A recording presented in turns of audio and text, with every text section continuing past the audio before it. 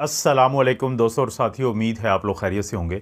बहुत दफ़ा हम जब अपनी खून की कमी का शिकार होने का के डर की वजह से कोई टेस्ट करवाने का सोचते हैं, तो पहले तो हम सबको थोड़ा-सा एक टेस्ट का तो सबको ही पता है कि हम सीबीसी का टेस्ट करवाते हैं लेबॉर्ट्री से। उसके अंदर एक चीज़ मौजूद होती है जिसको हम कहते हैं हीमोग्लोबिन। और हीमोग्लोबिन अगर आपकी कम आती है, आप एक अगर मर्द हैं और आपकी 12 से कम है, 13 से कम है ग्राम पर डेसीलीटर से, तो आपको बताया जाता है कि आपको एनीमिया या खून की कमी है।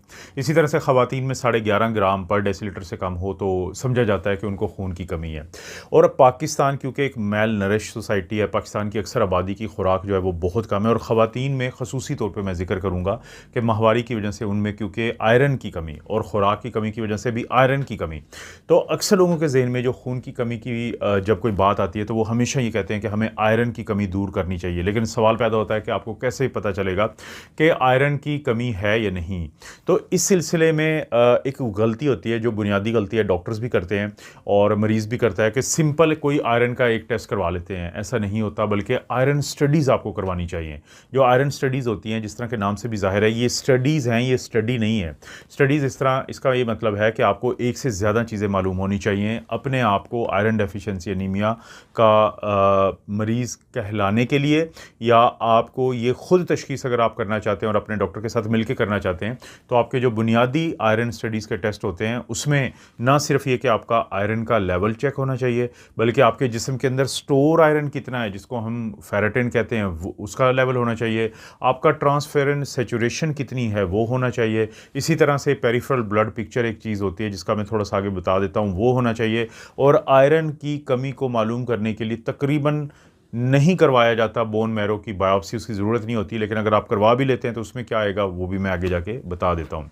अब जब आप सीबीसी का टेस्ट करवाते हैं, तो जो हीमोग्लोबिन का मैंने वीडियो के शुरू में जिक्र किया कि वो कम होती है, तो अनीमिया कहते हैं, अभी वो कम भी नहीं होती, तो आपके जिस्म में आयरन जो है वो कम होना शुरू हो जाता है। इसलिए बहुत ज़रूरी है कि सबसे पहले आप आयरन का टेस्ट करवाएं।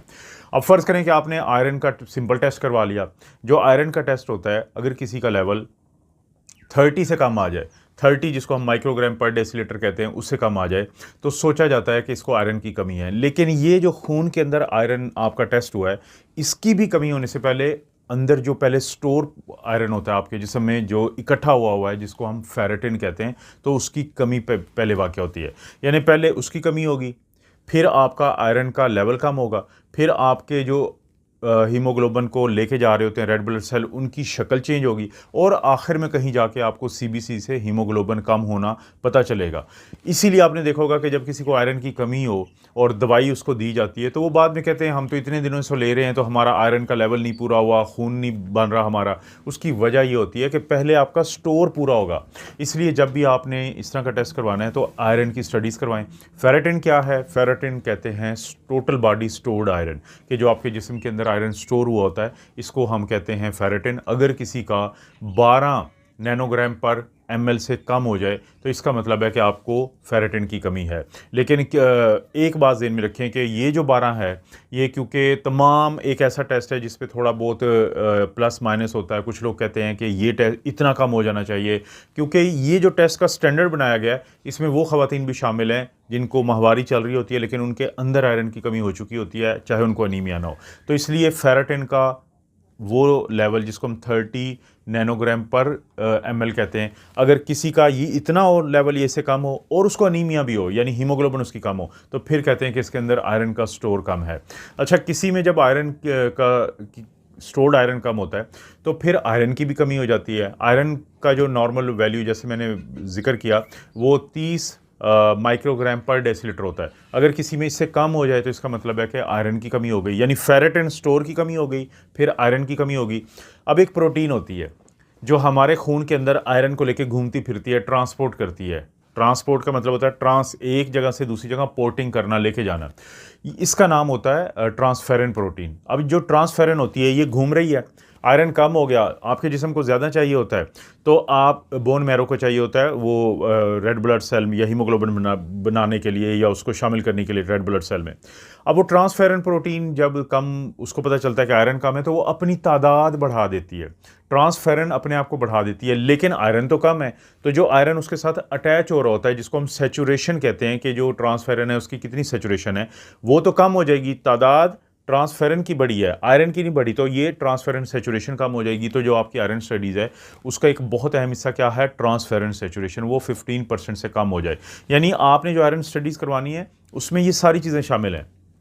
क्या आयरन का लेवल, फेरेटिन का लेवल कम हुआ, फिर आयरन का लेवल कम हुआ, और फिर ट्रांसफेरेंट सेचुरेशन कम हो गई, तो इसका मतलब है कि आपको आयरन की कमी है। लोग करवाते हैं रेटिकुलोसाइट काउंट। रेटिकुलोसाइट क्या होता है, इमेच्योर आरबीसीज होते हैं, जो अभी यानी कि बालिग नहीं हुए होते, एडल्ट नहीं बने होते, लेकिन ये उस वक्त बनते हैं जब बोन मैरो के ऊपर प्रेशर हो बनाने के लिए, लेकिन शुरू में वो नॉर्मल आ जाते हैं। इसी तरह एक और टेस्ट है, पाकिस्तान में ज़रा कम ही मिलता है, उसके ब्लड का एक होता है हेप्सिडिन लेवल। तो अगर किसी में सिर्फ आयरन की कमी से एनीमिया हो तो हेप्सिडिन लेवल कम हो जाता है, लेकिन ये कम ही मिलता है। लेकिन जब ये 3 आप टेस्ट करवा लेंगे तो फिर आपका जो डॉक्टर है उसको समझने में आसानी होगी कि आपको वाकई आयरन डेफिशिएंसी एनीमिया है। क्योंकि जैसे मैंने पूरी तरतीब बताई कि स्टेजेस में होता है कि पहले लेवल फेरेटिन का कम होगा, फिर आयरन का कम होगा, फिर साथ से ट्रांसफेरेंट सेचुरेशन कम हो जाएगी, उसके बाद आपको हीमोग्लोबिन की कमी होती है, उसके यानी एनीमिया हो जाता है, और फिर उसके बाद जो रेड ब्लड सेल हैं उनका साइज़ कम होता है, जिसको माइक्रोसिटिक कहते हैं।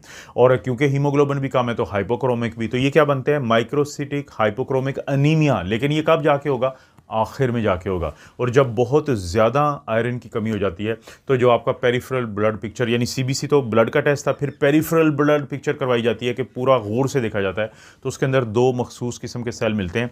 एक तो आरबीसी जो है उनकी जो साइज़ तब्दील होता है, तो इसको हम कहते हैं एन आइसोसाइटोसिस। और एक क्या होता है कि आरबीसी की जो शक्ल यानी शेप चेंज होती है, इसे हम पॉइकिलोसाइटोसिस कहते हैं।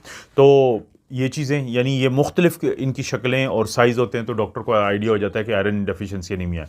लेकिन अगर फिर भी तवज्जो ना की जाए तो पूरा आपका जो ब्लड की तस्वीर है, पेरिफेरल ब्लड पिक्चर है, वो बहुत ही ज़्यादा तब्दील हो जाती है। उसमें टारगेट सेल आ जाते हैं, उसमें पेंसिल सेल आ जाते हैं, उसमें सिगार सेल, मुख्तलिफ शक्लों के ये सेल हैं कि डॉक्टर को, एक पढ़े लिखे हीमाटोलॉजिस्ट को या वो डॉक्टर जो इन चीज़ों का स्पेशलिस्ट होता है, उसको अंदाज़ा हो जाता है कि आपको बहुत ही ज़्यादा आयरन की कमी है। आयरन स्टडीज़ भी यही बता रही हैं, पेरिफेरल ब्लड पिक्चर भी यही बता रही है, सीबीसी का लेवल भी यही बता रहा है। सबसे आखिर में जैसे मैंने कहा था कि मैं आपको बताऊंगा कि जो बोन मैरो बायोप्सी करवाने का फ़ायदा होता है आयरन की कमी को मालूम करने के लिए, कोई ख़ास फ़ायदा नहीं होता, लेकिन अगर आप करवा लेते हैं तो आपको आयरन कम मिलता है बोन मैरो के अंदर भी, ख़ास तौर पे उस सीरीज़ में जो रेड ब्लड सेल बनाते हैं, जिनको हम एरिथ्रॉइड प्रोजिनेटर सेल कहते हैं। एक प्रूसन ब्लू स्टेनिंग टेस्ट होता है, वो किया जाता है, उसकी मदद से हमें पता चलता है कि ये जो है आपका बोन मैरो के अंदर, हड्डियों के गोदे के अंदर भी आयरन कम हुआ है। प्लेटलेट्स जब लोग सीबीसी करवाते हैं तो प्लेटलेट्स इन लोगों का बढ़ा हुआ मिलता है, लेकिन 8 लाख तक ही जाएगा, इससे ऊपर नहीं जाएगा। तो बाकी इसका भी ताल्लुक जो होता है वो आपके अनीमिया से होता है। सिर्फ ज़हन में रखें कि क्यों इतनी बड़ी मैंने बात की है कि आयरन की ये सारी चीज़ें करवाएं, क्योंकि बाज़ हमारे जिस्म में इन्फ्लेमेशन होती है, बाज़ कोई और वजह होती है, तो उसकी वजह से हमें अनीमिया हो जाता है, उसकी वजह से आयरन का कोई एक टेस्ट जो है वो नीचे आ जाएगा, तो लोग परेशान हो जाते हैं। तो मुकम्मल जब ये टेस्ट करवाएंगे और समझेंगे इनको, तो आपको तभी एग्जैक्टली पता चलेगा कि आपको आयरन डेफिशिएंसी जो अनीमिया है वो आयरन की कमी की वजह से है।